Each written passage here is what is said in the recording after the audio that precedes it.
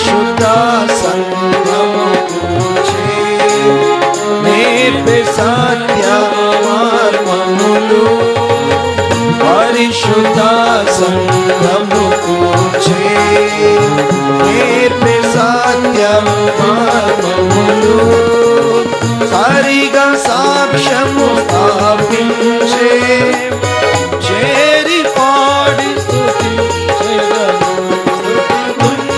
పరిశుద్ధుని ఆరాధనకు అచే దేవుని స్తుతింతున్ పరిశుద్ధుని ఆరాధనకు అచే దేవుని సేవకులని చెను బహుగా ఆవలి చెను ప్రభువే సేవకులని చెను బహుగా ఆవలి చెను ప్రభువే సాపని వంశీలో సగే చేరి పాడి స్తుతించెదము స్తుతింతున్ పరిశుద్ధుని ఆరాధనకు వరకు కాచే దేవుని స్తుతింతున్ పరిశుద్ధుని ఆరాధనకు వరకు కాచే దేవుని ఇండియాలో ఈ నగరు అంత్యోదయమని వేసే ఇండియాలో ఈ నగరు అంత్యోదయమని వేసే సొంతముగను వేసుకొని చేరి పాడి స్తుతించెదము పరిశుద్ధుని ఆరాధనకు వరకు కాచే దేవుని స్తుతింతున్ పరిశుద్ధుని ఆరాధనకు వరకు కాచే దేవుని పరమదర్శనము నీచి హరిగను మరచి మనలా పరమదర్శనము నీచి హరిగను మరచి మనలా హరము నీచి నడిపించే చేరి పాడి స్తుతించెదము స్తుతింతున్ పరిశుద్ధుని ఆరాధనకు వరకు కాచే దేవుని స్తుతింతున్ పరిశుద్ధుని ఆరాధనకు వరకు కాచే దేవుని సంగమార్గములు తెలిపి శీఘ్రముగనం పెనువార్త సంగమార్గములు తెలిపి శీఘ్రముగనం పెనువార్త మార్చే పాపుల ఎందరిలో చేరి స్తుతించెదము హల్లెలూయా స్తుతింతున్ పరిశుద్ధుని ఆరాధనకు వరకు కాచే దేవుని స్తుతింతున్ పరిశుద్ధుని ఆరాధనకు వరకు కాచే దేవుని. పాట సంఖ్య 215 కొత్త దాంట్లో, పాత దాంట్లో 186. భక్తులారా స్మరించుదము ప్రభు చేసిన మేలులన్నిటినటువంటి పాట. 215 కొత్త దాంట్లో, పాత దాంట్లో 186.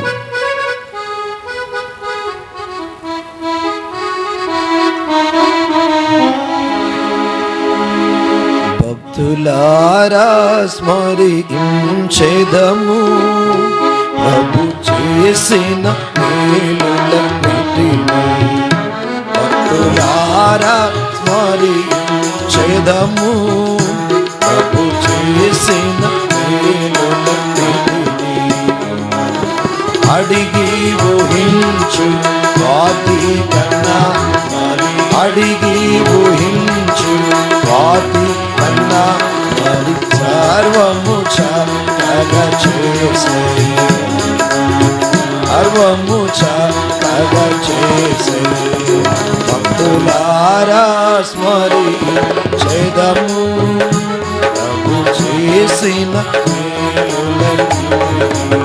భక్తులారా స్మరించెదము ప్రభు చేసిన మేలులన్నిటినీ. యేసే మన శిరసయ్యుండి మా బలశూరుండు. యేసే మన శిరసయ్యుండి మా బలశూరుండు. సర్వము నీచెను తన హస్తముతో సర్వము నీచెను తన హస్తముతో ఎంతో దయగలవాడు. సర్వము నీచెను తన హస్తముతో ఎంతో దయగలవాడు. భక్తులారా స్మరించెదము ప్రభు చేసిన మేలులన్నిటినీ. భక్తులారా స్మరించెదము ప్రభు చేసిన మేలులన్నిటినీ. గాలి తుఫానులను గద్దించి బాధలను తొలగించే. గాలి తుఫానులను గద్దించి బాధలను తొలగించే. శ్రమలలో మనకు తోడై శ్రమలలో మనకు తోడై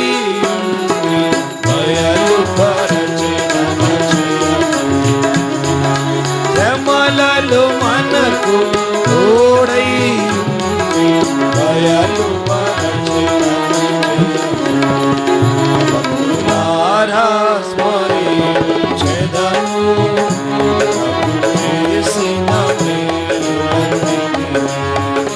భక్తులారా స్మరించెదము ప్రభు చేసిన జీవనదిని ప్రవహింపజేసే సకల స్థలములయందు. జీవనదిని ప్రవహింపజేసే సకల స్థలములయందు. రేఖకు మించిన ఆత్మల తీర్చే రేఖకు మించిన ఆత్మల తీర్చే ప్రభువే స్తోత్రాలు. రేఖకు మించిన ఆత్మల తీర్చే ప్రభువే స్తోత్రాలు. భక్తులారా స్మరించెదము ప్రభు చేసిన మేలులన్నిటినీ. భక్తులారా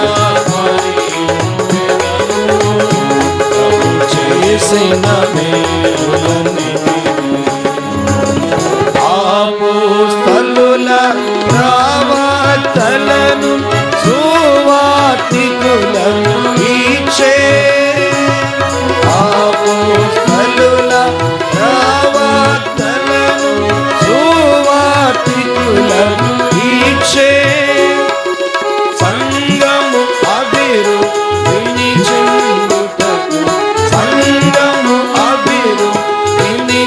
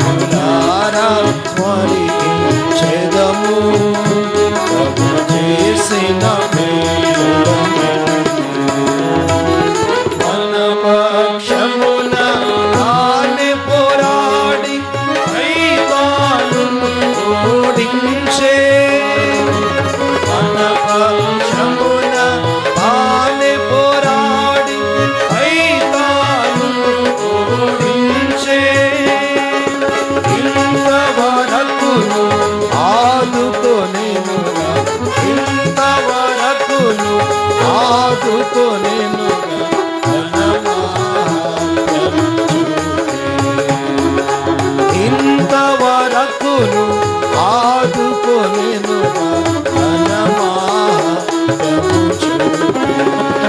భక్తులారా స్మరించెదము ప్రభు చేసిన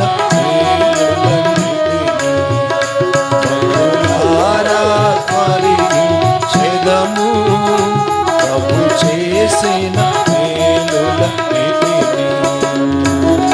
ఈ భూమియందు జీవించు కాలం బ్రతికెదము ప్రభు కొరకే. ఈ భూమియందు జీవించు కాలం బ్రతికెదము ప్రభు కొరకే. మనమాయనక ఉంచుకొనిదము మనమాయనక ఉంచుకొనిదము ఆయన ఆశయమది మనమాయనక ఉంచుకొనిదము ఆయన ఆశయమది. భక్తులారా స్మరించెదము చేసిన మేలులన్నిటినీ. భక్తులారా స్మరించెదము ప్రభు చేసిన మేలులన్నిటినీ. కొంచెము కాలం మిగిలియున్నది ప్రభువును సంధించుటకై. కొంచెము కాలం మిగిలియున్నది ప్రభువును సంధించుటకై. కనుక మనము నడుచుకొనిదము కనుక మనము నడుచుకొనిదము ప్రభు మార్గములలో. కనుక మనము నడుచుకొనిదము ప్రభు మార్గములలో. భక్తులారా స్మరించెదము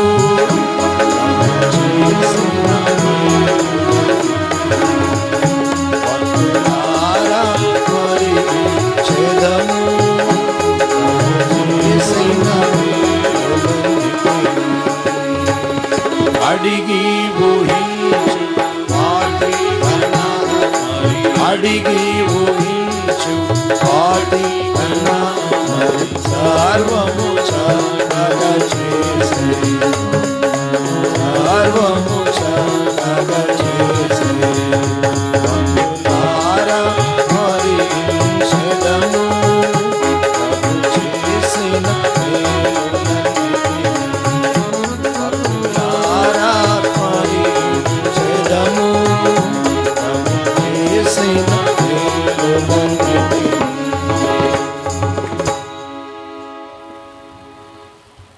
ఆఖరిగా ఒక పాట పాడుకుంటాం దేవుని వాక్యాన్ని వినేదానికి ముందుగా.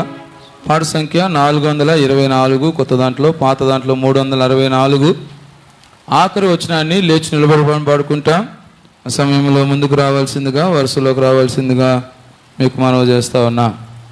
పాట సంఖ్య 424, కొత్త దాంట్లో, పాత దాంట్లో 364. జీవోపదాత నా హృదయంలోనికి రానటువంటి పాట.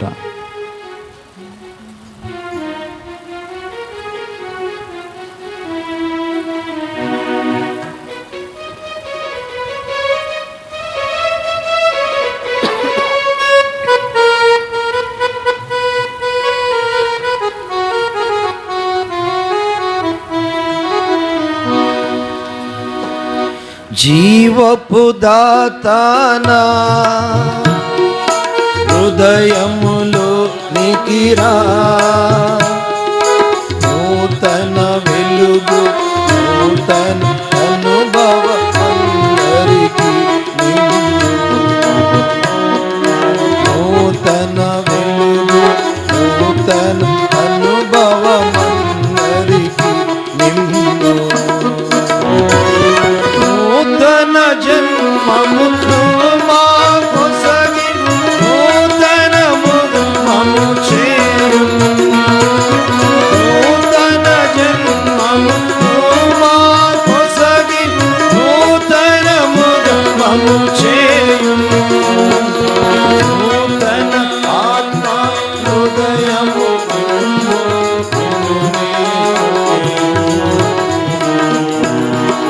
నూతన ఆత్మ హృదయము నిన్నునే స్తుతింపను జీవపు దాతనా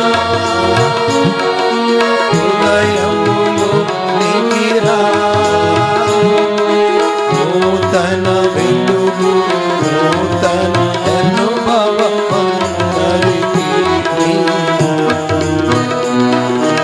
నూతన వెలుగు నూతన అనుభవమందరికీ నూతన వ్యక్తిగా చేయుము ప్రభువా లోకము చూచున్నాను నూతన వ్యక్తిగా చేయుము ప్రభువా లోకము చూచున్నాను నూతన వస్త్రహారము నీచి సుందరునిగా చేయుము నూతన వస్త్రహారము నీచి సుందరునిగా చేయుము జీవపు దాతనా హృదయములో నిగిరా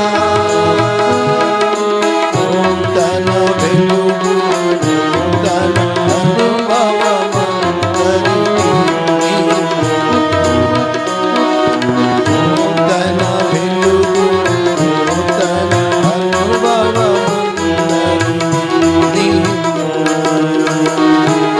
నూతన వాక్కులను మాకొసగి నూతన గీతము నేర్పు నూతన వాక్కులను మాకొసగి నూతన గీతము నేర్పు నూతన ఆగమును మాకొసగి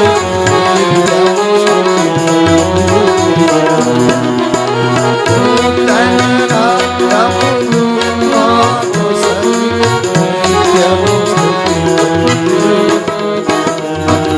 జీవపు దాతనా హృదయములో నిగిరా నూతన వెలుగు నూతన అనుభవమందరికీ నీవు నూతన వెలుగు నూతన అనుభవమందరికీ నీవు నూతన శక్తిని అందరి కొసగి నూతన మార్గం చూపు నూతన శక్తి అందరి కొసగి నూతన మార్గం చూపు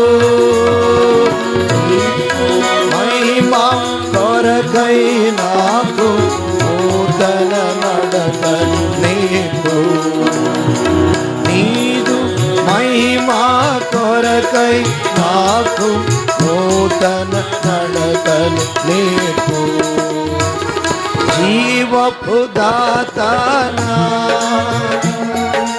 హృదయములో నిగిరా నూతన వెలుగు నూతన అనుభవమందరికీ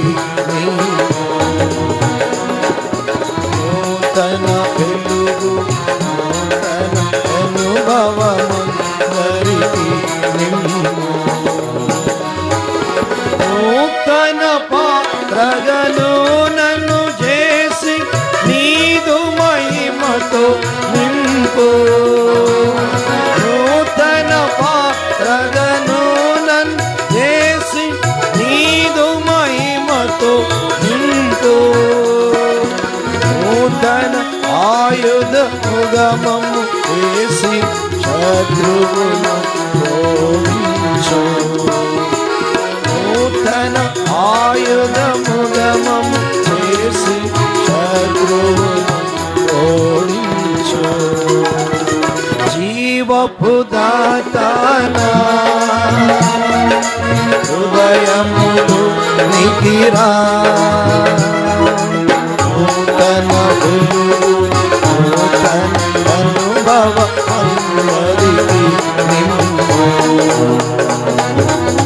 నూతన వెలుగు నూతన అనుభవం అందరికీ ఇక్కడ ఎంతో భక్తిగా ఉన్నట్టుంటున్నారు. బయటకు వెళ్ళిన తెల్లారుతారు మీరు. ఎంత జాగ్రత్త. తల్లిదండ్రులు మిమ్మల్ని మీ గురించి ఎంతో గొప్ప తలంపు కలిగి బాగా చదివించి కుటుంబాన్ని మీరు ఆదుకోవాలని అలా చూస్తుంటే మీరు ఎలాగా ఉంటున్నారు బయటకు వెళ్ళిన తర్వాత? ఆ తండ్రి ఆ పిల్ల గురించి ఎంత బాధపడిపోయినాడంటే అంత బాధపడిపోయినాడు. కనుక జాగ్రత్తగా ఉండాలా, మీ జీవితాలు చాలా జాగ్రత్తగా ఉండాలా. కనుక వేషధారులుగా ఉండకూడదు. ఇక్కడ మంచిగా వస్తున్నారు, బైబిల్ చదువుతున్నారు, ఇక్కడ ప్రార్థనలకు వంగుతున్నారు. బయటికి వెళ్ళిన తర్వాత కూడా ఈ పక్షి వల్ల ఎలా ఉండాలా? కపటము వేషధారణ లేనటువంటి పిల్లలుగా మీ యొక్క విశ్వాస జీవితంలో ఉండాలా. కనుక దేవుడు అలాంటి వాళ్ళే మెచ్చుకుంటాడు. చాలామంది ఇలా వేషధారులుగా ఉంటారు. దేవుడు ఇష్టపడ్డాడు. ఒకడు ఉన్నాడు, వాడి గురించి బైబిల్లో రాయబడింది. చూడండి, అపోస్తుల కార్యాలు 13వ అధ్యాయం. అపోస్తుల కార్యాలు 13వ అధ్యాయం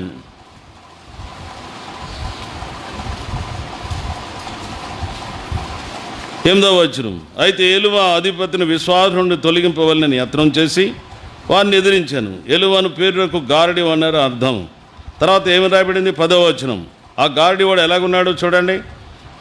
సమస్త కపటంతో సమస్త దుర్మార్గంతో నిండినవాడ, అపవాది కుమారుడ, సమస్త నీతికి విరోధి, నువ్వు ప్రభు యొక్క తినని మార్గం చెడగొట్టుట మానవా. కనుక వాడు సమస్త కపటంతో ఉన్నాడని రాయబడింది. కనుక మీరు కూడా చాలా జాగ్రత్తగా ఉండాలి. ఇలాంటి కపటము వేషధారణ మన జీవితంలోనికి రాకూడదు. దేవుని పిల్లలుగా జాగ్రత్తగా ఉండాలా. ప్రభా, నా జీవితము కపటం లేనటువంటిదిగా నా విశ్వాస జీవితం ఉండేటట్లు తీసుకెళ్ళిపో, బయటికి తీసుకెళ్ళి. పాపా, ఎవరు తీసుకెళ్ళిపోండి ఏమని. కనుక జీవితంలో అలాగ ఉండాలా మీరు. దేవుడు చూస్తాడు మన సంగతి.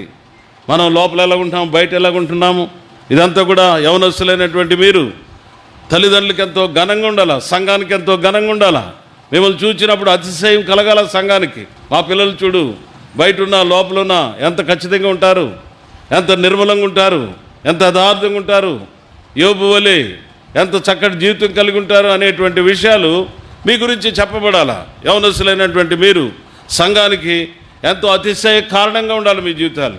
కనుక ఈ యొక్క పావురం యొక్క జీవితం ఎలాగుందంటే అది కపటము లేనటువంటిదిగా, వేషధారణ లేనటువంటిది. మత్తయి సువార్త 10వ అధ్యాయం 16వ వచనం చూడండి. మత్తయి సువార్త 10వ అధ్యాయం 16వ వచనం.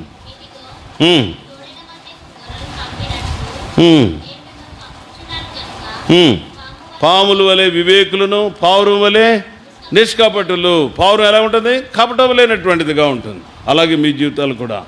ప్రభు ఇంటికి వస్తున్నారు కనుక, ప్రభు మేము ఇలాగ కపటం లేనటువంటి వారుగా విశ్వాస జీవితంలో ఉండడానికి మాకు సహాయం చేయమని ప్రభుని అడగాల. పావురానికి ఉండేటువంటి ఇంకో మాట ఇంగ్లీష్లో రాసినాడు. తెలుగులోనేమో మనకి పావురం వల్లే నిష్కపటులు అన్నాడు. ఇంగ్లీష్లో ఏమన్నాడు? హార్మ్లెస్ యాజ్ డౌస్ అన్నాడు. అంటే ఆ పావురాలు ఎలాగుంటాయంటే ఏ హాని చేయనటువంటివి, ఏ హాని చేయదు. మనం కూడా ఎవరికి ఏ హాని చేయకూడదు, ఏ నష్టం కలిగించకూడదు కదా. అలాగే జీవితంలో ఉండాలా ఎవరికి కూడా. అపోస్తలుడైనటువంటి పౌలు ఆయన గురించి ఒక పాట రాసినారు. హానికరుడా, హింసకుడను, దేవదూషకుడను నేను. అయితే రక్షణ పొందిన తర్వాత ఇప్పుడు ఆయన ఎవరికి కూడా ఏం చేయట్లేదు, ఏ హాని చేయడు, ఏ నష్టం కలిగించడు, ఏ కీడు చేయడు. కనుక మీ యవన జీవితాల్లో కూడా అలాగా ఎంతో చక్కటి జీవితం జీవించాలి. ఎవరికి కూడా ఏ హాని చేయకూడదు కదా. ఎవరికి ఏ హాని చేయకూడదు. నీ ద్వారా, నీ మాటల ద్వారా కూడా ఎవరికి హాని కలగకూడదు. అది పావురం యొక్క చక్కటి స్వభావం. కనుక మీరు కూడా అలా ప్రయత్నం చేయాలా.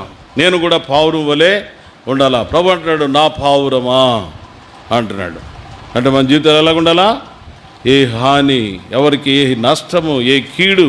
నిన్ను నమ్ముతారు ఇంట్లో కదా, నిన్ను నమ్ముతారు, మీ పేరెంట్స్ నమ్ముతారు, డబ్బులు ఇస్తారు మీకు. వాటిని ఎలా వినియోగిస్తున్నావు? నష్టకరమైనటువంటి స్థితిలో ఉపయోగిస్తున్నావా అని ఎరగాల జీవితంలో. చాలామంది యవనస్తులైనటువంటి వాళ్ళు మీరు తల్లిదండ్రులకు ఎంతో హానికరంగా ఉంటారు, సంఘానికి కూడా హాని చేసేవారు ఉంటారు చాలామంది యవనస్తులు. ఈ దినాల్లో యవనస్తులే పాడైపోతున్నారు. వాళ్ళు ఇష్టానుసారంగా మాట్లాడేస్తున్నారు, భయం లేకుండా తయారైపోతున్నారు. కనుక మీ యొక్క ఎవరి జీవితాలు చాలా జాగ్రత్తగా ఉండాలా. ఏ విధమైనటువంటి హాని నష్టం ఎవరికి కలిగించినటువంటి స్థితిలో మీ జీవితాలు ఉండాలా. తర్వాత మూడవదిగా పావురంకు ఉండేటువంటి లక్షణం ఏంటంటే అది దాని స్వరం ఎలాగుంటుందంటే దుఃఖ స్వరంగా ఉంటుంది.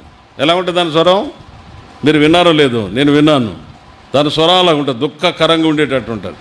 అంటే దానికి అర్థం ఏంటంటే ఇతరుల గురించి మనం చూసుకోవాలి, భారం కలిగినటువంటి వారుగా.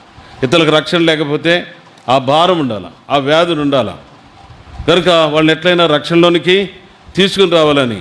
ఒకసారి సాధు సుందర్ సింగ్ గారు ఆయన ఒక యవనస్తుడికి సువార్త చెప్తూ ఉంటాడు. సువార్త చెప్తుంటే వాడు ఏం పెద్ద పట్టించుకోడు. ఆ రైలు బండిలో కూర్చుంటాడు ఆ యవనస్తుడు. ఈయన బయట నిలబడి, ఆయన చరిత్రలో చదివినా నేను, ఆయన బయట నిలబడి ఆడు సువార్త చెప్తూ ఉంటాడు యవనస్తుడికి.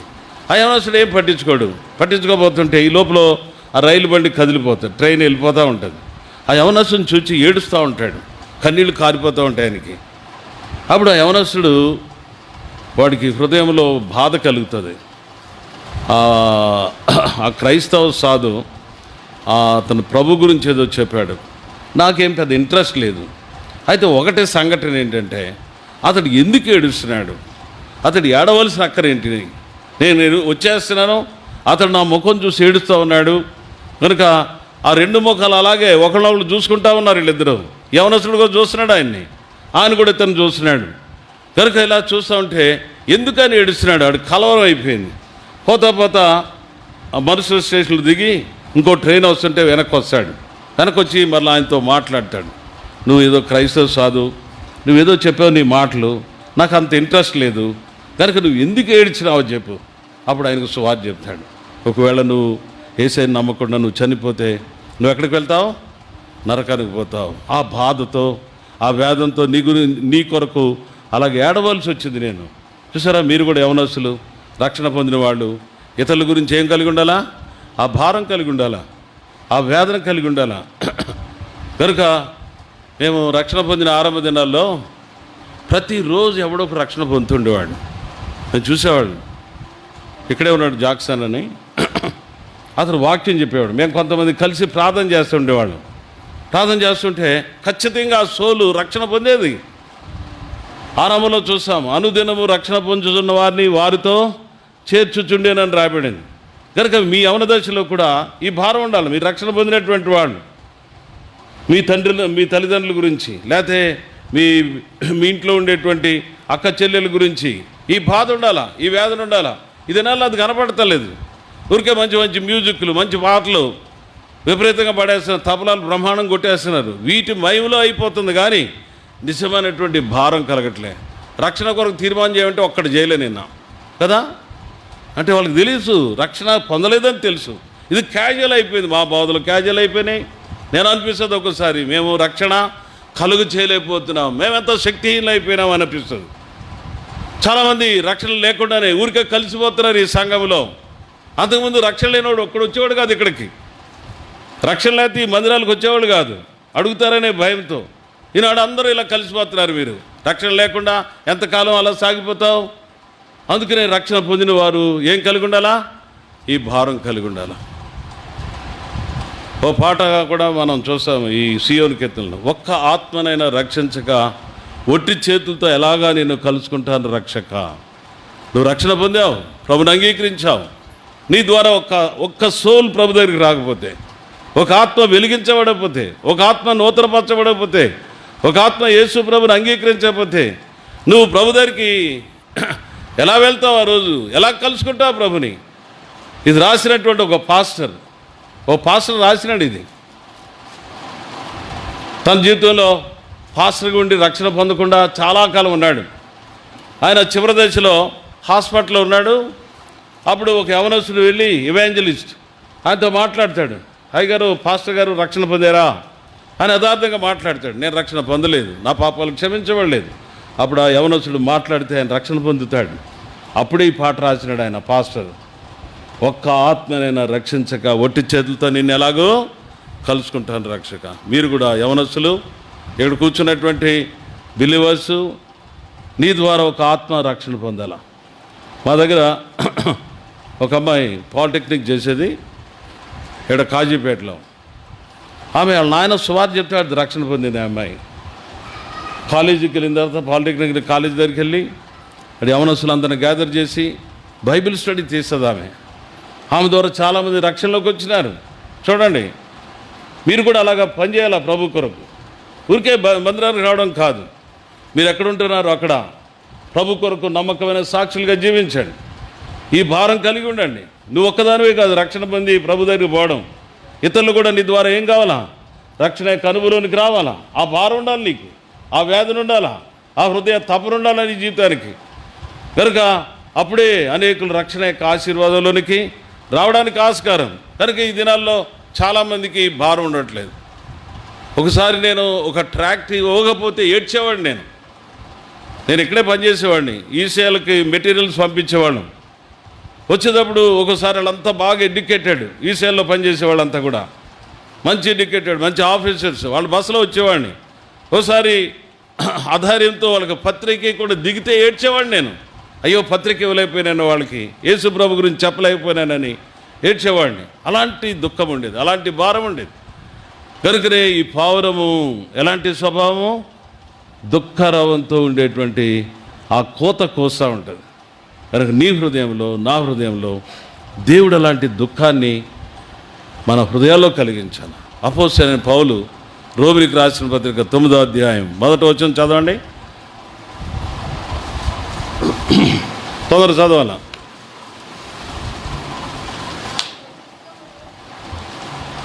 చదువు. నా హృదయంలో బహు దుఃఖము మానని వేదన కలవు, క్రీస్తునందు నిజమే చెప్తున్నారు. హృదయంలో ఎలాగుంది? దానికి బహు దుఃఖము వేదన అంటాడు. హృదయంలో ఎలాగుంది? బహు దుఃఖము వేదన. ఆత్మల రక్షణ పొందాలని, ఆత్మల ప్రభు దగ్గరికి రావాలని. అందుకనే అంటాడు, సాధ్యమైతే నేను క్రీస్తు నుండి వేరే శాపగ్రస్తుడై ఉండగొడతాను అంటాడు. ఎలాంటి భారమో చూసారా?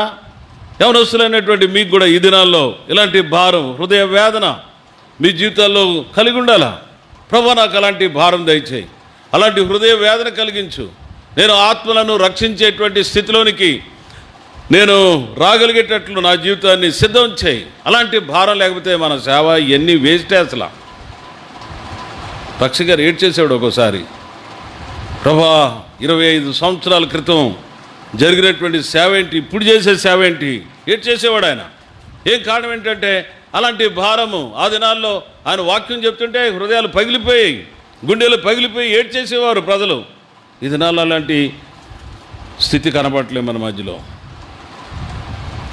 కనుక ఈ మధ్యాహ్న సమయంలో ప్రభుని అడుగు, ప్రభా నాకు కూడా అలాంటి హృదయ భారం దయచేయి, అలాంటి వేదనతో కూడినటువంటి జీవితము నా హృదయంలో ఉండేటట్లు నాకు సహాయం చేయి. నేను ఒక్కదాన్నే రక్షణ పొంది పరలోకానికి పోయి ఆనందించడం కాదు, నా ఇంటి వాళ్ళందరూ కూడా ఏం పొందాలా?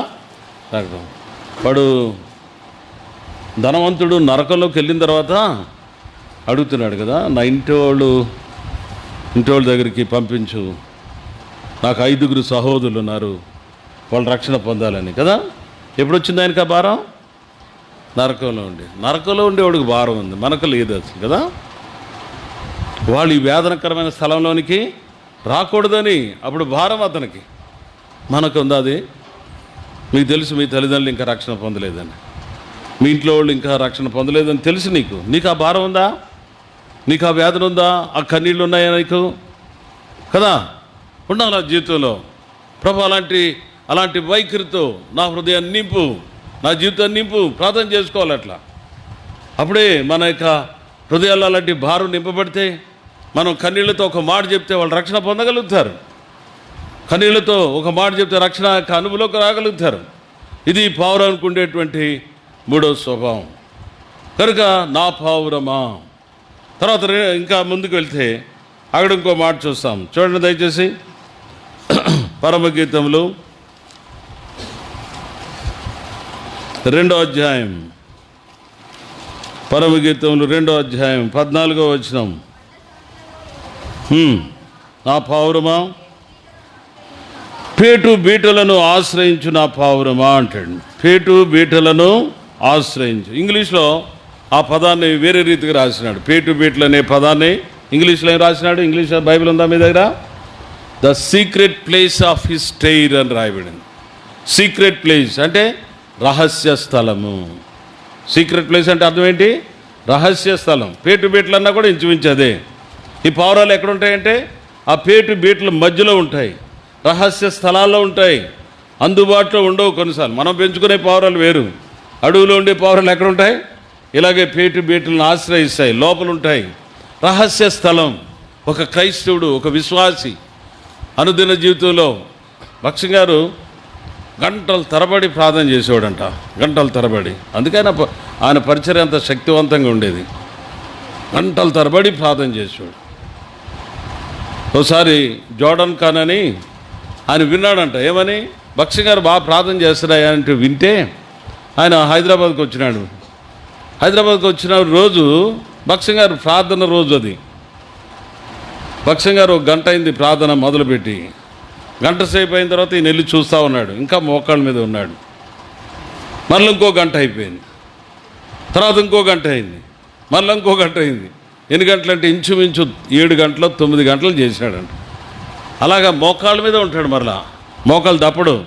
మనమేమో కొంచెంసేపు మోకాళ్ళ మీద ఉంటే ఇటు తిరుగుతాయి మనకు మోకాళ్ళు కదా, అని అలా కాదు. 9 గంటలు అలాగే ఉండిపోతూ ఉంటాడు.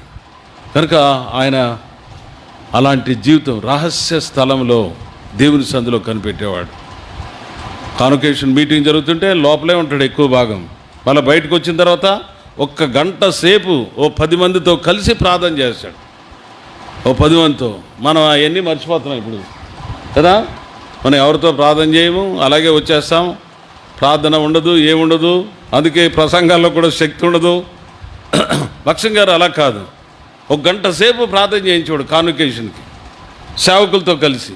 ఆయన లోపల ప్రార్థన చేసుకుంటాడు, మళ్ళీ వచ్చి ప్రార్థన చేస్తాడు 1 గంట సేపు. అప్పుడు అడుగుతాడు, నీకు వర్తమానం ఉందని. ముందే చెప్పడు ఎవడికి. నువ్వు ప్రిపేర్ అయ్యి రావంటాడు. ఇక జాక్సన్ పోతున్నాడంట ఢిల్లీకి. వాళ్ళు చెప్పుంటారు నువ్వు ఒక రోజు మాట్లాడాలా, వాక్యం చెప్పాలని. ముందే ప్రిపరేషన్ అది. ఆ దినాల్లో అలా కాదు. ఈ ప్రార్థనలో కూర్చోబెట్టి 1 గంట సేపు ప్రార్థన అయిన తర్వాత దేవుడు ఆయనకి బయలుపరుస్తాడు. కరెక్ట్గా ఆ వ్యక్తిని అడుగుతాడు, నీకు వర్తమానం ఉందా అంటే ఎస్ బ్రదర్ అంటాడు ఆయన. అలాంటి వాళ్ళకే వర్తమానం ఇస్తాడు.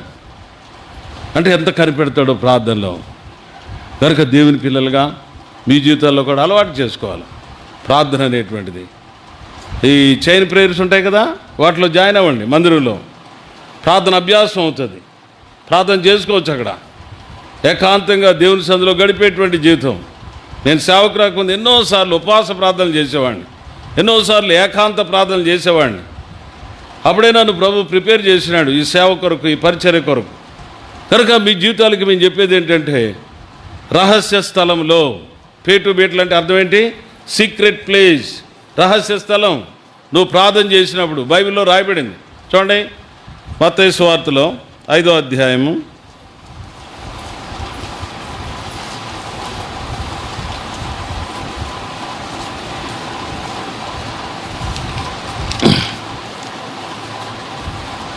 6వ అధ్యాయము 6వ వచనం. నువ్వు ప్రార్థన చేయనప్పుడు నీ గదిలోనికి వెళ్ళి తలుపు వేసి రహస్యమందున్న నీ తండ్రికి ప్రార్థన చేయము. అప్పుడు రహస్యమందు చూచి నీ తండ్రి నీకేమిస్తాడు? ప్రతిఫలం ఇస్తాడు అని రాయబడింది. కనుక నువ్వు ప్రార్థన చేసేటప్పుడు నీ గదిలోనికి వెళ్ళి ఏం చేయాలంటారు? ఎవరో చూడాలనేటువంటిది మనకు ఉండకూడదు. మనకు అనేక సార్లు అదొక తలంపు ఉంటుంది. మనం ప్రార్థన చేసేటప్పుడు ఇతరులు చూస్తే బాగుంటుంది, మనం ప్రార్థనా పనులు అని కదా, అదో తలంపు ఉంటుంది. సర్లే తలంపు ఉన్నా ఏదున్నా కానీ నువ్వు గదిలోకి వెళ్ళి ఏం చేయాలా? గదిలోకి వెళ్ళి తలుపేసేసుకో. కనుక ఎవరు చూడాలా నీ ప్రార్థన? రహస్యమందు చూచు నీ తండ్రి నీకేమిస్తాడు? ప్రతిఫలం ఇస్తాడు. కనుక అలాగా రహస్యంగా దేవుని సందులో కనిపెట్టేటువంటి జీవితం. పాలెంగ్చో అనేటువంటి ఒక అతను ఉన్నాడు. ఎక్కడ? సౌత్ కొరియాలో ఉంటాడు అతడు. అతను సాక్ష్యం రాసినాడు పుస్తకంలో. నేను నా భార్య కలిపి పొద్దున 1 గంట, మధ్యాహ్నం 1 గంట, సాయంకాలం 1 గంట, 3 గంటలు ఖచ్చితంగా చేస్తారంట. ఆయనకి పెద్ద పెద్ద ప్రైమ్ మినిస్టర్లు, మినిస్టర్లతో ఆయనకి సంబంధాలు. ఈయన ప్రార్థన చేసినాడు, ఫోన్ వస్తే అక్కడ సెక్రటరీ తీసుకుని అయ్యగారు అమ్మగారు ప్రార్థనలు ఉన్నారు, గంట అయిన తర్వాత ప్రార్థన మీరు మరలా ఫోన్ చేయండి. ఎవరికి? ప్రైమ్ మినిస్టర్కి, సెక్రటరీకి. మనం మామూలుగా ఎవడన్నా ఫోన్ వస్తే మన ప్రార్థన ఆగిపోయి మళ్ళీ కదా. నేను చాలామంది ఈ దినాల్లో చూస్తున్నాను, స్టేజ్ల మీదే ఇక్కడ కూర్చుని మాట్లాడుకుంటూ ఉంటారు. ఇక్కడ వర్తమానం ఒకటి చెప్తూ ఉంటాడు, వీళ్ళేమో స్టేజ్ల మీద కూర్చుని ఫోన్లో మాట్లాడుకుంటారు. ఇదేమి దౌర్భాగ్యమైన స్థితి అనిపిస్తుంది. అంత అవసరం మనకి? ఈ ఫోన్ లేనప్పుడు ఏం చేశాం? ఎవరితో మాట్లాడామా? ఉన్నాయా మాట్లాడడానికి అసలు? ఇప్పుడు ఇక్కడ ప్రసంగం జరుగుతూనే ఉంటుంది, ఇక్కడ స్టేజ్ మీద కూర్చొని చెప్పు చెప్పు అన్నాడు. ఇదో గొడవ ఇక్కడ. అలా తయారైపోతున్నాం. అంటే అర్థం ఏంటి? శాంక్టిటీ లేదు మనకి, ఏం లేదు. ఇప్పుడు ఫోన్ వచ్చి ఉంటుంది, వెళ్ళిపోతున్నాడు. ఆ బండి ఆగదే కాదు. ఈ ప్రసంగం కంటే ఆ ఫోన్ చాలా ఇంపార్టెంట్ ఆయనకి కనుక మేము అందుకే అక్కడ రాస్తాము. మంచి మాట ఒకటి రాసినాడు, నీకు వేరే వాడు ఫోన్ చేసేది కంటే the lord may be speaking on that same time. ఎవరు మాట్లాడి ఇలా ప్రసంగం చేసినప్పుడు దేవుడు నీతో మాట్లాడవచ్చు కదా. ఈ ఫోన్ అటెండ్ చేయకుండా ఉంటే దేవుడు అదే సమయంలో నీతో ఏం చేయొచ్చు? మాట్లాడవచ్చు. నువ్వేమైపోతున్నావు? మిస్ అయిపోవట్లే కనుక చాలామంది దేవుని పిల్లలుగా చూడండి, అంత పెద్ద ప్రైమ్ మినిస్టర్ ఫోన్ చేస్తే కూడా ఈ ఫోన్ ఎత్తడంట ఆయన. అంటే ప్రభుత్వం ఎంత ఖచ్చితంగా 3 గంటలు ఖచ్చితంగా గడుపుతారు. అందుకే ఆ సంఘం ఎంత సంఘం తెలుసా? 8 లక్షల సంఘం అంటది. ఎంత సంఘం అది? 8 లక్షలు. ఇక ప్రపంచంలో అంత పెద్ద సంఘం ఇంకోటి లేదేమో, అంత జనం వచ్చేస్తారు. కారణం ఏంటంటే ప్రార్థన. ఒక దైవజనుడు చెప్పినాడు, more prayer more power, less prayer less power, no prayer no power. కనుక మన ప్రార్థనలు ఎక్కువ శక్తినిస్తాయి. నువ్వు నిలబడాలంటే కూడా లోకంలో నువ్వు నిలబడాలంటే, నీ జీవితం అంతా కూడా ఆత్మీయంగా ఉండాలంటే ఎక్కువ ప్రార్థన. కనుక ఎక్కువ ప్రార్థన ద్వారా నువ్వు ఎక్కువ శక్తిని పొందగలుగుతావు జీవితంలో. తర్వాత తక్కువ ప్రార్థన అయితే తక్కువ శక్తి. అసలు ప్రార్థన లేదంటే అసలు శక్తే లేదని చాలా బలహీనం. అన్ని శోధనలకు లొంగిపోతాం, పడిపోతాం, పతనం అయిపోతాం. కనుకనే ఇక్కడ ఈ పావురం ఏం చేస్తుందంటే పేటు బీటులు అంటే రహస్య స్థలము. నువ్వు ప్రార్థన చేసినప్పుడు ఏం చేయి? రహస్య స్థలంలోకి వెళ్ళి నీ దేవుడు నీ ప్రార్థన ఆలకించేటట్లు నువ్వు దేవుని సందులో గడిపేటువంటి జీవితం మనకెంతో అవసరం ఈ దినాల్లో. యవనస్తులైనటువంటి మీరు కొంతమంది ప్రయత్నం చేయండి, అట్లా సమయం దొరికినప్పుడల్లా కూడా కొంతమంది కలిసి ప్రార్థన చేయండి. హెబ్రోన్లో ఇప్పటికీ కొంతమంది సువార్తకు వెళ్తూ ఉంటారు. రై నువ్వు ఇటు తిరిగి కూర్చో, ఇటు తిరుగు. సువార్తకు వెళ్తూ ఉంటారు యవనస్తులే. వాళ్ళు డబ్బులు పెట్టుకుని వాళ్ళు సువార్తకు వెళ్తూ ఉంటారు. వాళ్ళు సువార్తకు వెళ్ళకముందు 72 గంటలు ప్రార్థన చేయాలంట. ఎన్ని గంటలు? 72 గంటలు ప్రార్థన చేస్తేనే వాళ్ళు 30 మందో 60 మందో కలిసి వెళ్తారు సువార్తకి. ఇలా 72 గంటలు ప్రార్థన చేసిన వాడిని తీసుకెళ్తారు, లేకపోతే తీసుకెళ్ళరు. వాళ్ళు మేము వస్తాము డబ్బులు ఇస్తామంటే కూడా తీసుకెళ్ళరు. ఎవరు డబ్బులు వాళ్ళే పెట్టుకుని వెళ్తారు. అయితే 72 గంటలు ప్రార్థన ఉండాలి వాళ్ళకి. అది వాళ్ళ ఆశయం, అది వాళ్ళ కోరిక, పట్టుదల. అంటే భక్సింగ్ గారిని చూసినారు వాళ్ళు, ఆ దైవజనుడు ఎలా ప్రార్థన చేసినాడు. వాళ్ళు కేరళ వెళ్ళారు, మా బస్సు ఇచ్చాము, మా బస్సులో వాళ్ళు కేరళ వెళ్ళారు. కేరళ వెళ్తే వాళ్ళు అంటారు కేరళ ఆ రోజు బంద్ అంట. బీజేపీ వాళ్ళు బంద్ చేసినారు ఆ రోజు. బీజేపీ వాళ్ళు కూడా మేము పత్రికలు పంచాము, చక్కగా తీసుకున్నారు వాళ్ళు అంటాడు. అంటే ప్రార్థన ఏం చేస్తుంది? ఎవరినైనా కంట్రోల్ చేస్తుంది. బీజేపీ వాళ్ళు చింపు పాడేస్తారు. అసలు ఎవడు చెప్పలేదంట ఆ రోజు. ప్రతి వాడు పత్రికలు తీసుకున్నాడు, చదివినా చదవపోయినా పత్రికలు తీసుకున్నాడు, ఎవడు ఎదిరించలేదంటాడు. ఏం కారణం? 72 గంటల ప్రార్థన. కనుక ఈ దినాల్లో కొంతమంది అలా తయారవుతున్నారు. హెబ్రోన్లోనే ఉన్నారు వాళ్ళు. వాళ్ళకి ఈ రాజకీయాలతో సంబంధం లేదు, ట్రస్టులు సొసైటీలతో సంబంధం లేదు. మాకు ఎవరున్నా మేము ప్రార్థన, ఎవరున్నా మాకు సువార్త. మనుషులతో లెక్కలేదు, మాకు దేవుడితో లెక్క. కనుక అలా తయారు కండి. మీరు కూడా చాలామంది యవనస్తులు ఉన్నారు, ఇక్కడ గర్ల్స్ ఉన్నారు, బాయ్స్ ఉన్నారు. ఇలాంటి నిబంధన చేసుకోండి. ఇలాంటి ప్రార్థన యొక్క అనుభవం సంఘానికి ఎంతో ఆశీర్వాదం. మీ యవన జీవితాలు ఎంతో బలంగా ఉండడానికి ఆశీర్వాదకరం ఇది. కనుక ఈ మధ్యాహ్న సమయంలో దేవుని సేవకుడిగా మీకు తెలియజేసేది ఏంటంటే, ఇంత మంచి ప్రార్థనా జీవితాన్ని మీరు కలిగి ఉంటే ఇప్పుడు యవనస్తులు ఎలా తయారవుతున్నారు.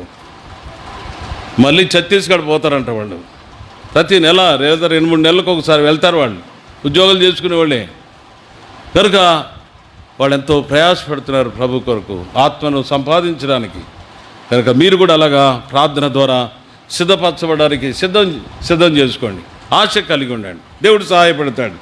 కనుక ఇక్కడ మనం చూసినప్పుడు రహస్య స్థలము ఇది చాలా ప్రాముఖ్యమైనటువంటిది.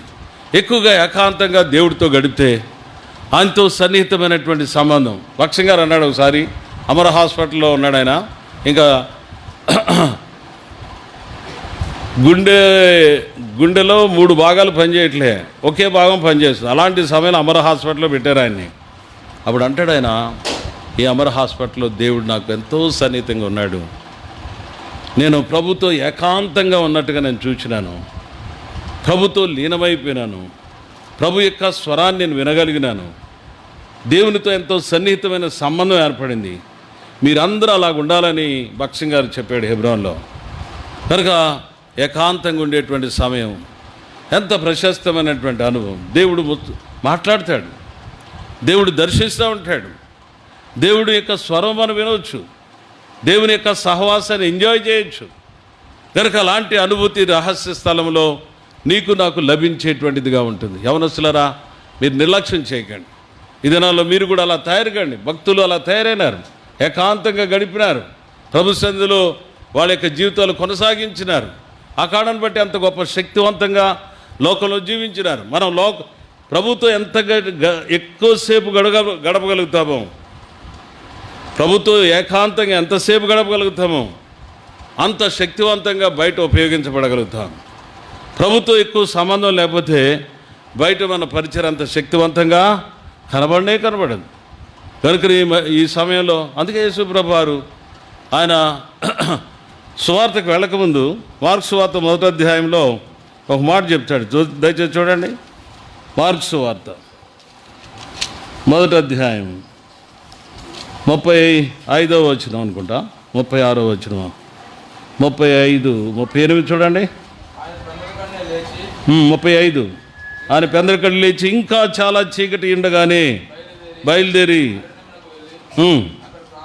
చూసారా, ఆయన పెందరికడ లేచి ఇంకా చాలా చీకటి ఉండగానే బయలుదేరి అరణ్య ప్రదేశానికి వెళ్ళి అక్కడ ప్రార్థన చేయుచుండెను.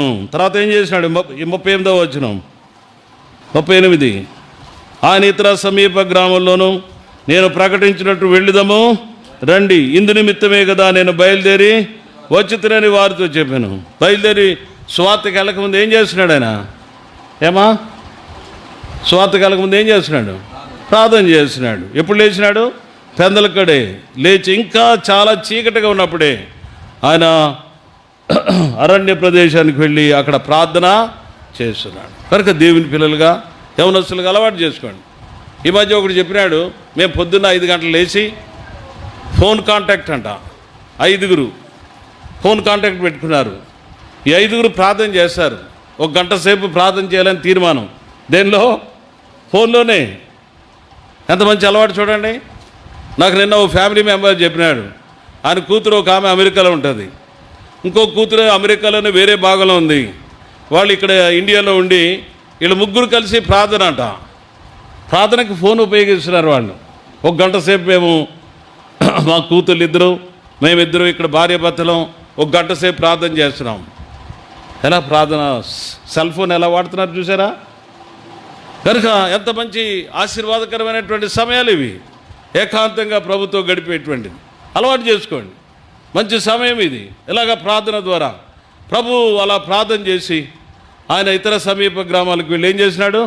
సువార్త ప్రకటించినాడు. అది శక్తివంతమైనటువంటి పరిచర్య. కనుక ఈ సమయంలో దేవుని పిల్లైనటువంటి మీరు కూడా ఇలాంటి అలవాట్లోనికి రండి. ఇలాగ ఫోన్లు అలాగా ఆశీర్వాదకరంగా వాడుకోండి, వ్యర్థంగా వాడకండి, అనవసరమైనటువంటి వాటికి ఉపయోగించకండి. పొద్దున్న లేచి కొంతమంది కలిసి ప్రార్థన చేసే దేవుడు మీ జీవితాల్ని ఆశీర్వాదకరంగా ఆయన సిద్ధం చేశాడు. రెండవదిగా అక్కడ రాయబడింది secret place of his stair. Stair అంటే అర్థం ఏంటి? స్టెయిర్ కేస్ అంటారు కదా. స్టెయిర్ కేస్ అంటే మెట్లు అని. స్టెయిర్ కేస్ అంటే అర్థం ఏంటి? మెట్లు అని. అంటే మెట్లు గుండా ఏం చేస్తుంది? అది ఎక్కువ వెళ్ళేటువంటి అనుభవం. కనుక secret place of his stair. కనుక దేవుని పిల్లలుగా మన జీవితాల్లో రాత్రి చెప్పినాను, నేను ఆత్మీయ ఎదుగుదల గురించి చెప్పినాను. ఆత్మీయ ఎదుగుదల, ఒక మెట్టు తర్వాత ఒక మెట్టు, ఒక మెట్టు తర్వాత ఒక మెట్టు ఏం చేయాలా? నువ్వు ఎక్కి వెళ్ళాలా. నువ్వు ఇక్కడికి ఎక్కిరా అన్నాడు ఎవరిని? యోహాన్ని. రాబోయేటువంటి సంగతులు నీకు బయలుపరుస్తాను. కనుక దేవుని యొక్క పిల్లలైనటువంటి మనం విశ్వాస జీవితంలో ఒక మెట్టు తర్వాత ఒక మెట్టు, ఒక మెట్టు తర్వాత ఒక మెట్టు ఎక్కుకుంటా ప్రభు సన్నిధిలో ముందంజ వేసేటువంటి అనుభవం అనేది నీకు అవసరం. నిర్లక్ష్యంగా ఉండకండి. కనుక కొంతమంది అలా స్తంభించిపోయి ఉంటారు, ఎదుగుదల ఉండదు కదా, ఎదుగుదల కనపడదు. ఎక్కడ వేసినారో గొంగళంటే ఏసునికడే ఉన్నదని అంటుంటుంది జీవితంలో. పెరుగుదల ఉండదు జీవితంలో. పెరుగుదల ఉండాలా. నీ అభివృద్ధి అందరికీ తేటగా కనబడి అంటాడు. విశ్వాస జీవితంలో నీ అభివృద్ధి అందరికీ తేటగా కనబడి అభివృద్ధి పొందాలా. ఒక మంచి ఆరంభం, ఒక క్రైస్తవ జీవితం ఆరంభించావు. రోజు రోజు దినదినం కూడా చూడండి, వాళ్ళు అపోస్తుల బోధ, సహవాసం, రొట్టె విచ్చుట, ప్రార్థన చేయట ఎలాగున్నారు? ఎడతెగా. వీటన్నిటిలో ఒకదాని తర్వాత ఒకటి అనుభవాల్లో వాళ్ళ జీవితాలు వెళ్తున్నట్లుగా మనం చూస్తాం. మీ జీవితాలు కూడా అలాగే ఆత్మీయమైనటువంటి అనుభవంలో చక్కటి తలంపు కలిగి, విశ్వాస జీవితం కలిగి, ప్రభులో చక్కగా సాగిపోవడానికి మీ జీవితాల్లో తలంపు కలిగి ఉండాలా. నిన్న చెప్పినాను మీకు కొన్ని విషయాలు. చూడండి, ఎఫెసీయులకు రాసినటువంటి పత్రిక ఎదుగుదల గురించి, లేకపోతే ఎక్కే జీవితం గురించి.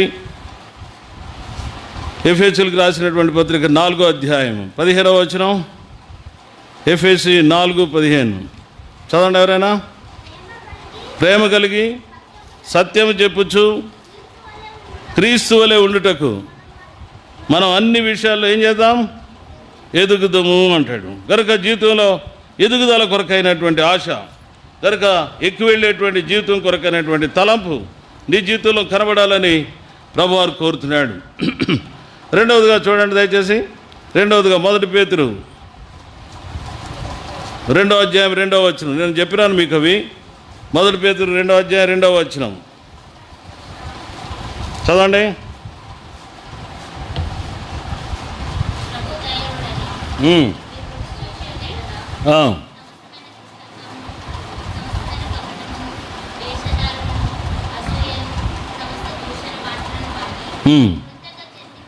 క్రొత్తగా జన్మించిన శిశును పోలిన వారి నిర్మలమైన వాక్యమును పాల వల్ల రక్షణ విషయంలో ఎదుగు నిమిత్తం. కనుక ఇది పెరుగుదల, లేకపోతే ఎక్కువ వెళ్ళేటువంటి జీవితానికి సాదృశ్యం. ఎక్కడున్నావో అక్కడే కాదు. కనుక నీ జీవితంలో అభివృద్ధి అనేటువంటిది నీ జీవితంలో కనబడాలని పరిశుద్ధాత్మదేవుడు ఆశిస్తున్నాడు. 1 తెస్సలోనిక 3వ అధ్యాయం 12వ వచనం. 1 తెస్సలోనిక 3వ అధ్యాయం 12వ వచనం. యవనస్తులైనటువంటి మీరు ఇలాంటి అభివృద్ధికరమైనటువంటి విషయాల్లో మీ జీవితం ముందుకు వెళ్ళాలా. 13వ వచనం ఏముంది?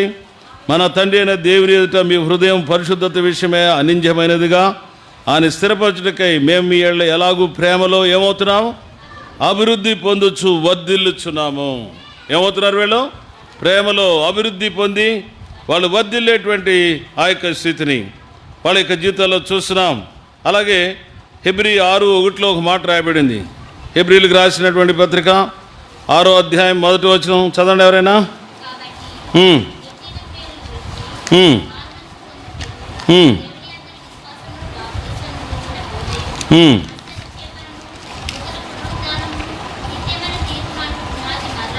కనుక ఇక్కడ ఏం చూపిస్తున్నాడంటే వాళ్ళ జీవితాల్లో ఓ చక్కటి ముందంజ వేసేటువంటి జీవితం, చక్కటి అనుభవంలో వారి జీవితాలు ఉండాలని పునాది వేయక మూలోపదేశమాని సంపూర్ణమగుటకు సాగిపోదము అంటాడు. ఏం కావాలా?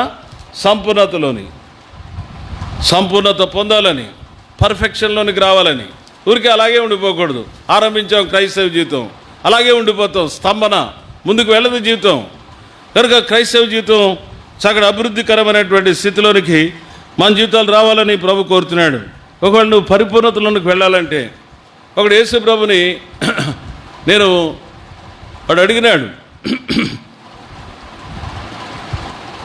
నేను నిత్య జీవం పొందడానికి ఏం చేయాలంటే నీ ఆస్తి మీ బీదలకు ఇచ్చి నువ్వు వచ్చినాను. అక్కడ ఒక మాట, నువ్వు పరిపూర్ణుడొకటకు కోరిన ఎడలా అన్నాడు. నువ్వు పరిపూర్ణుడొకటకు కోరితే ఏం చేయాలా? ఆస్తి మీ బీదలకు ఇచ్చి నువ్వు వచ్చినాను వెంబడించుకున్నాడు. అంటే అర్థం ఏంటి? పరిపూర్ణత దేంతో లింక్ పెట్టాడు?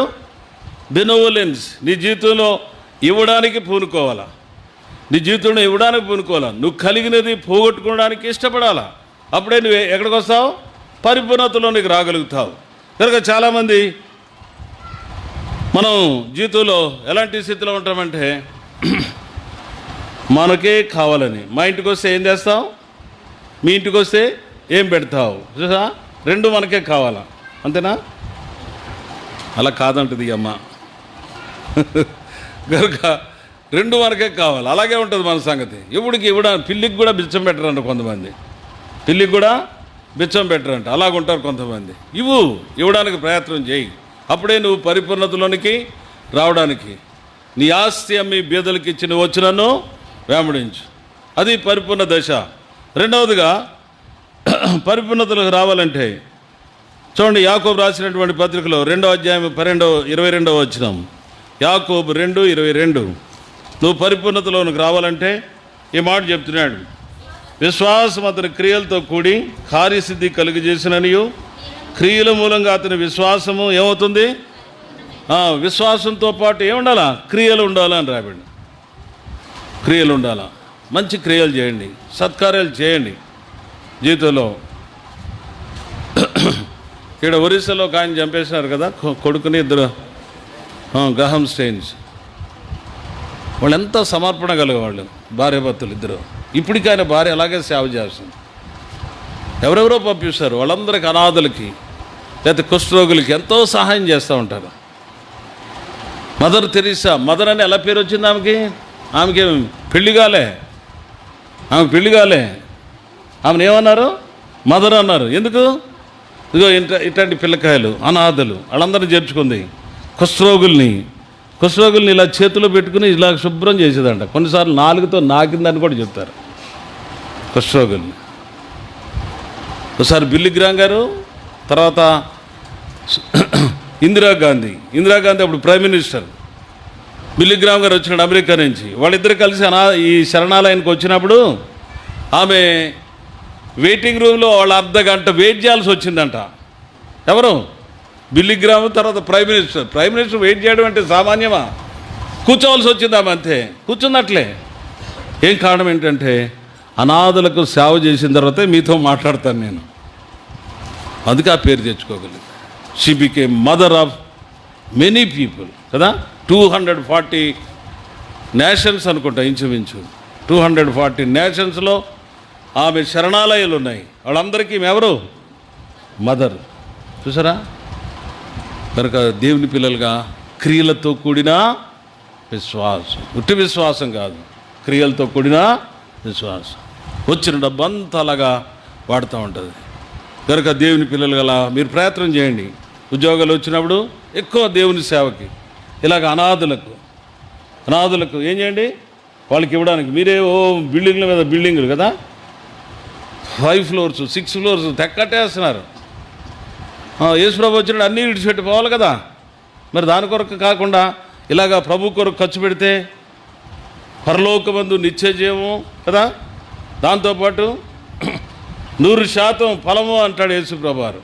కనుక జీవితంలో ఖర్చు పెట్టండి, ప్రభు కొరకు ఉపయోగించండి. దేవుడు ఇచ్చిన కొలది ఇతరులకు సహాయం చేయడానికి ఏం చేయాలా? పూనుకోవాలా. ఒకసారి నాకు 1,00,000 రూపాయలు వచ్చింది. 1,00,000 రూపాయలు వస్తే ఈ శాంసర్ గారు ఫోన్ చేసి, అక్కడ ఎవరో మందిరం కట్టుకుంటున్నారు, మీరు ఏమైనా సహాయం చేయగలిగితే చూడండి అన్నాడు.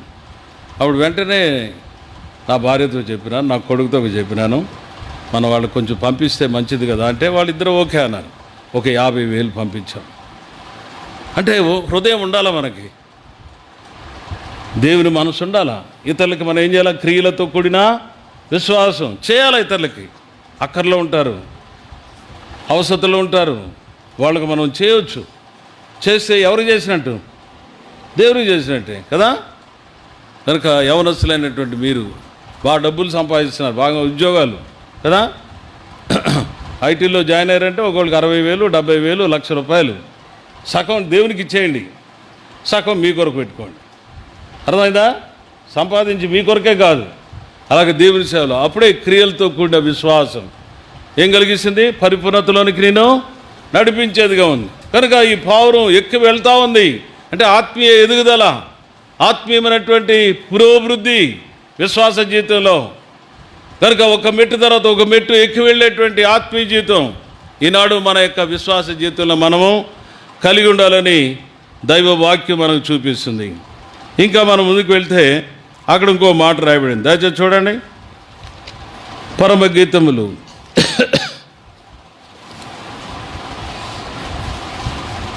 2వ అధ్యాయం 14వ వచనం. పేటు బీటలను ఆశ్రయించు నా పావురమా. దేన్ని ఆశ్రయిస్తుంది? పేటు బీటలను ఆశ్రయిస్తుంది. కనుక మన జీవితాల్లో కూడా కొన్నిసార్లు మన అనుభవాల్ని మనము ఆశ్రయించాలి, మన అనుభవాలు మనము ఆశ్రయించాలి. చూడండి, ఆ దావీదు ఒక మాట చెప్తాడు, సింహము యొక్క నోటి నుండి, ఎలుగుబంటి నోటి నుండి దేవుడు నన్ను తప్పించాడు. ఇది అనుభవం. ఇప్పుడు గొల్యాతు చేతిలో నుండి కూడా ఏం చేస్తాడు? నన్ను రక్షిస్తాడు. కనుక ఈ అనుభవాల మీద మన జీవితాల్లో కొన్నిసార్లు ముందంజ వేసేటువంటి జీవితం మనకు కనబడాలా. ఈ అనుభవాలు నీ జీవితానికి ఆశ్రయంగా ఉండాలా. గతంలో దేవుడు సహాయపడ్డాడు, ఇప్పుడు కూడా నాకేం చేస్తాడు? సహాయం చేస్తాడు.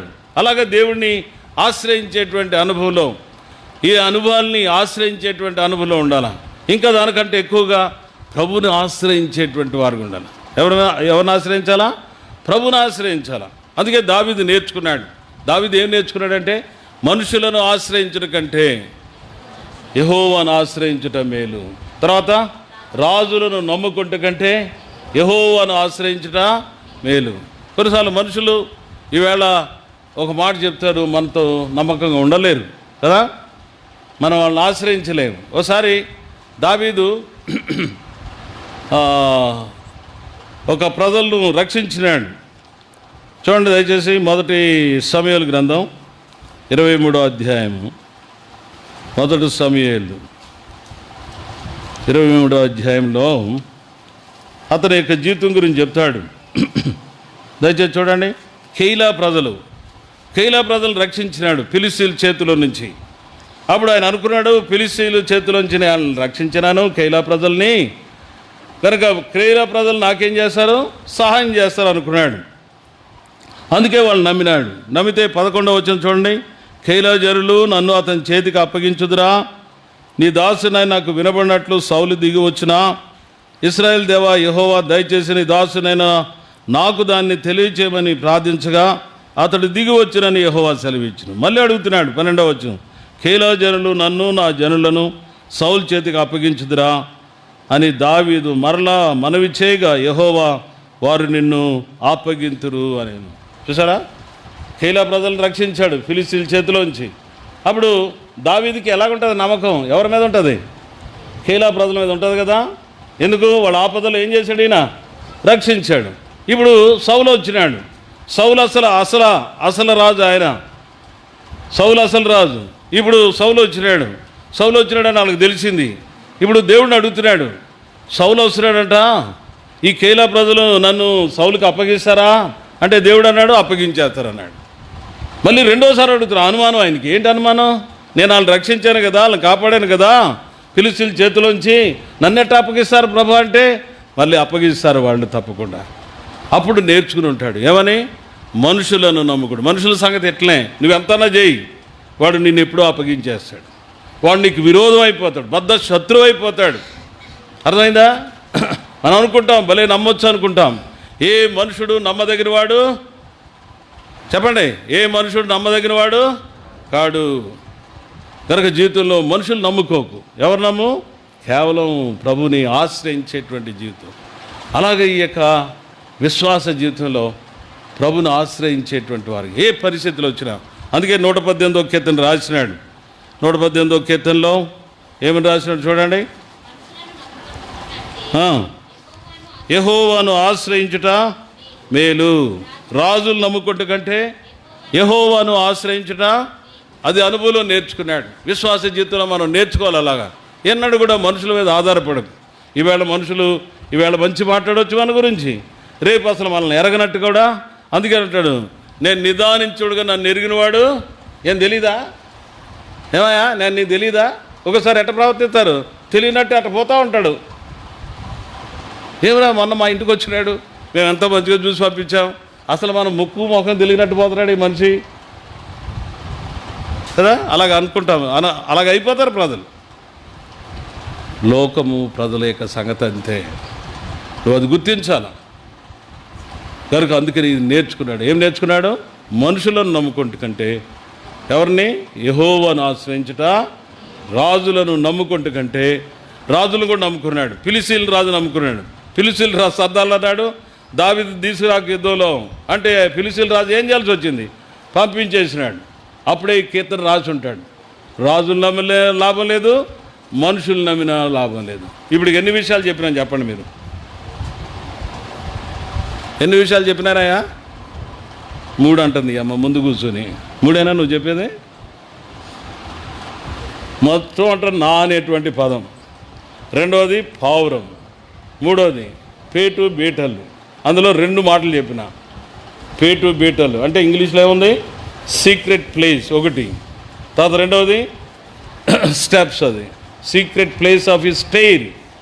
కనుక అది ఒక అడుగు తర్వాత ఒక అడుగు ముందుకు వెళ్ళేటువంటిది. అప్పటికి ఎన్ని అయిపోయినాయి? 4 5 చెప్పండి. నా అనేటువంటిది ఒక పదం, రెండవది పావురం, మూడవది సీక్రెట్ ప్లేస్, నాలుగవది స్టేర్ కేస్, ఐదవది ఆశ్రయించుట కదా. ఇప్పుడు 6వదిగా చూడండి దయచేసి.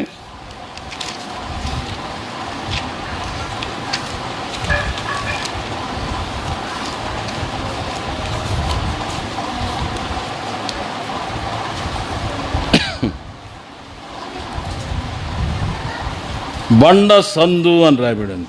ఏంటది? బండ సందు. మొదటే రాయబడింది చూడండి అక్కడ 14. బండ సందులలో ఎగురు. బండ సందు అనేటువంటిది 6. కనుక ఈ బండ నీ కొరకు నా కొరకు ఏం చేయబడింది? అది చీల్చబడినటువంటి బండ. అక్కడే మనకు ఆశ్రయం, అక్కడే మనకు భద్రత, అక్కడే మనకు క్షమాధారం. కనుక ఈ బండ చీల్చబడినటువంటి బండ. ఆ ప్రభు ఆ బండగా మనకు సాదృశ్యంగా ఉంటున్నాడు. చివరిలో ఇంకో మాట ఉంది అక్కడ, ఏంటది? ఎగరడము అనేటువంటి. చివరిలో ఏముంది? ఎగురుట. కనుక పక్షి ఎగరగలుగుతుంది కదా. పావురం ఏం చేస్తుంది? బండ సందులో ఎగురునా పావురమా, పేటు బీటలను ఆశ్రయించు నా పావురమా. కనుక పావురం ఏమవుతుంది? ఆఖరిలో ఎగురుతుంది. ఎప్పుడు ఎగురుతుంది అంటారు చెప్పండి? దానికి ఏమున్నాయి? ఎగరడానికి రెక్కలు ఉన్నాయి. రెక్కలు ఉన్నాయి కనుక ఎగురుతుంది అంటారా మీరు అంతా? చెప్పండి.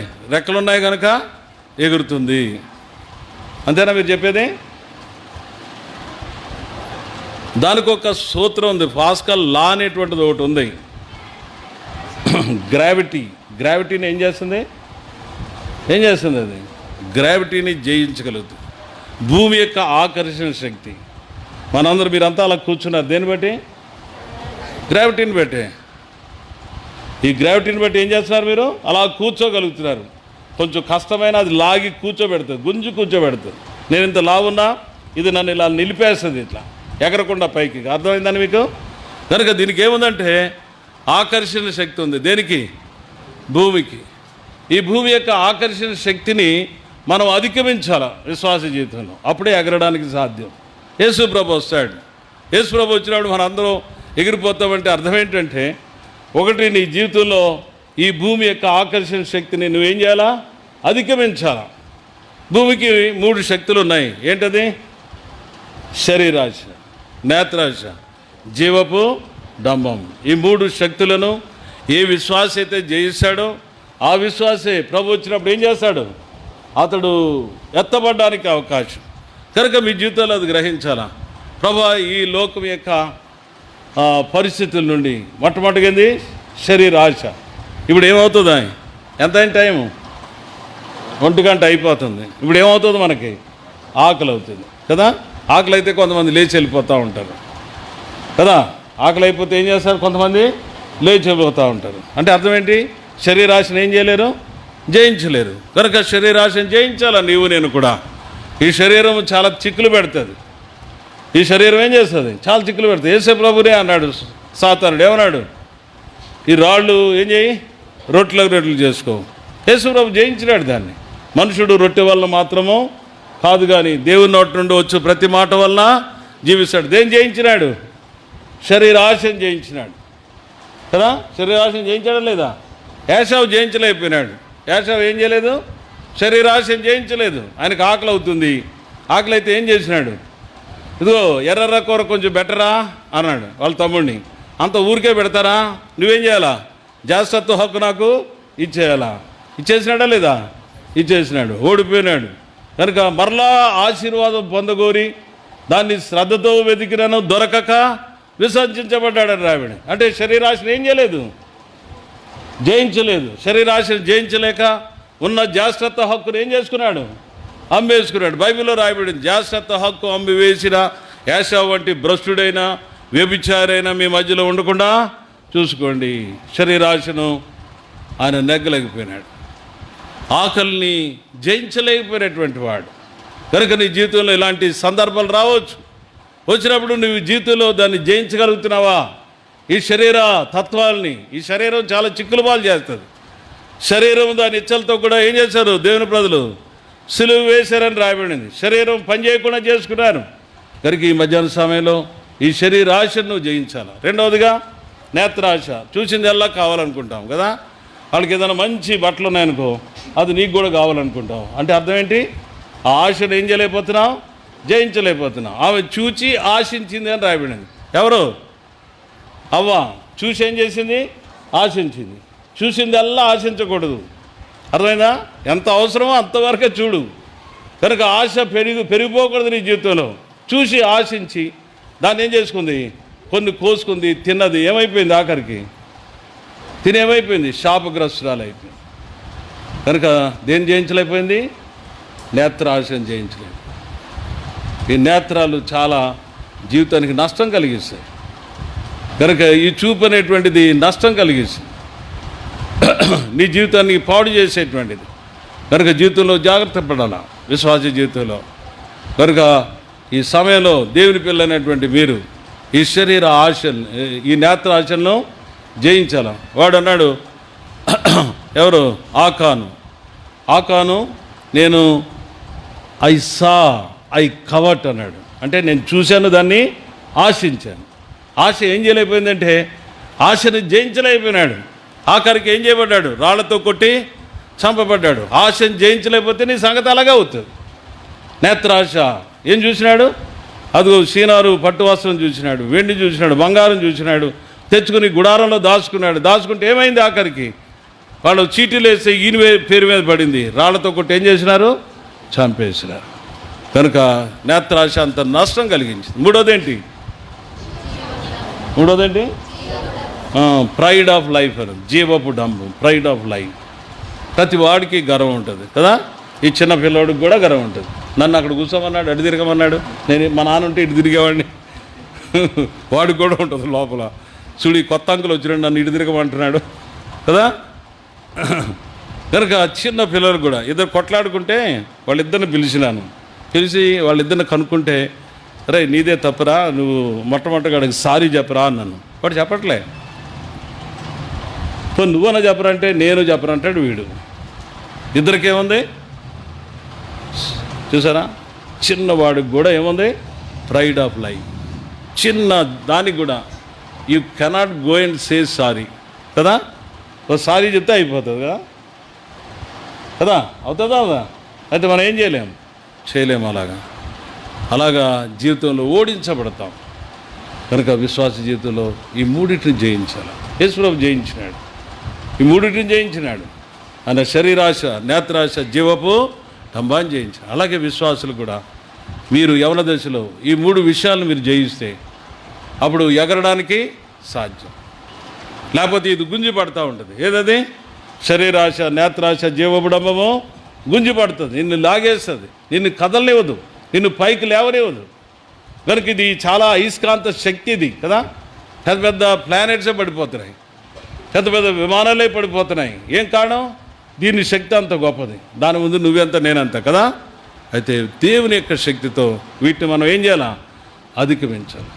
కనుక ఈ విషయాలు గుర్తుపెట్టుకుని ఈ మాట చెప్తున్నాడు, బండ సందులో ఎగురు నా పావురమా, పేటు బీటలను ఆశ్రయించు నా పావురమా, నీ ముఖము మనోహరం, తర్వాత నీ స్వరము మధురము, నీ ముఖము నాకు కనబడి నీ స్వరము నాకు వినబడి. విశ్వాస జీవితంలో ఇలాంటి ఆత్మీయ జీవితం కలిగినటువంటి ముఖాన్ని ప్రభు చూడాలని కోరుతున్నాడు.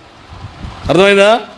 ఆయన వారిగా ఉండేటువంటి ముఖాల్ని ప్రభు చూడాలని, లేకపోతే శరీరాశ నేత్రాశ జీవుడమ్మని జయించిన ముఖాన్ని దేవుడు చూడాలని. అందరి ముఖాలు కాదు. నీ ముఖము నాకు కనబడని, నీ స్వరము నాకు వినబడి. నీ ముఖం ఎలాగుంది? మనోహరంగా ఉంది. నీ స్వరం ఎలాగుంది చెప్పండి. నీ స్వరము మధురము.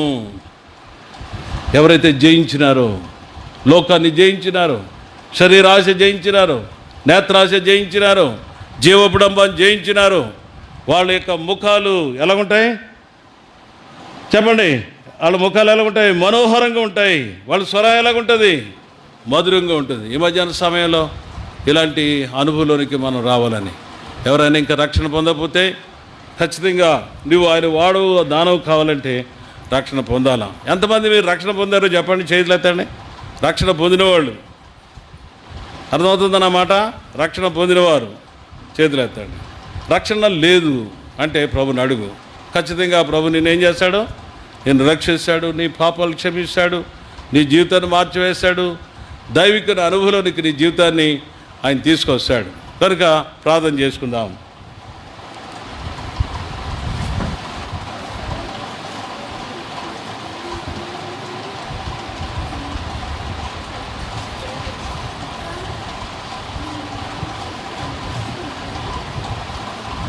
ప్రార్థన చేసుకుందాం. రక్షణ పొందిన వారు చేతులు ఎత్తారు, మరొకసారి ఎత్తండి. రక్షణ పొందిన వారు చేతులు ఎత్తారు. నిజంగా పొందారా? చాలా మంచిది. రక్షణ వేరు, మారు మనసు వేరు, గుర్తుంచుకోండి. నేను చాలాసార్లు చెప్పాను మీకు ఇక్కడికి వచ్చినప్పుడు, నేను బోధించినప్పుడు మీకు చాలాసార్లు చెప్పాను. రక్షణ అంటే మనం తీసుకునే తీర్మానాలు, వాటిలో నిలవలేము. మళ్ళీ కొంతకాలానికి పడిపోతాం. 31 తీసుకుంటాం, రాత్రి మళ్ళీ పడిపోతాం. రక్షణ అంటే దేవుడు చేసే కార్యం మనలో.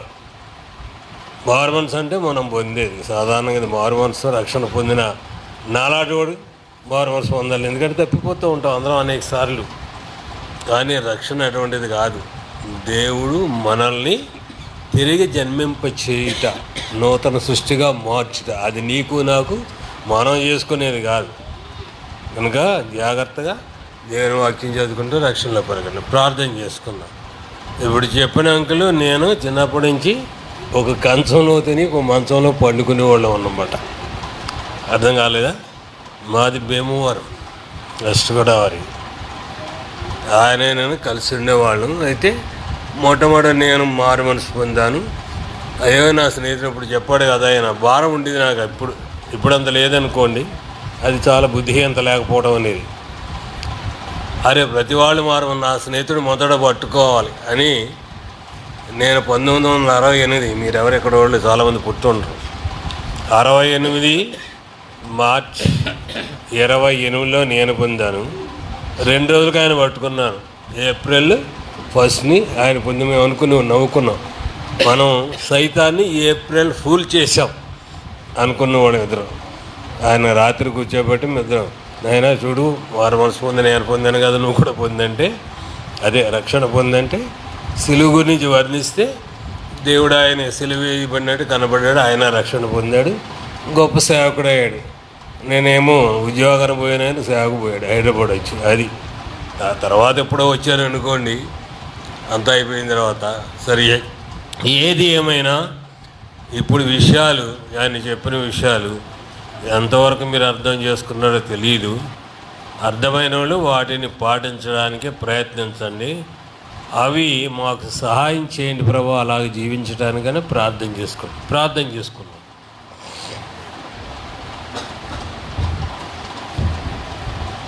మహాగణమైన తండ్రి, పరిశుద్ధుడైన దేవా, నీ పాదం ముందు సాగిలపడి నీకు వందనాలు స్తోత్రాలు చెల్లించుకుంటున్నాం.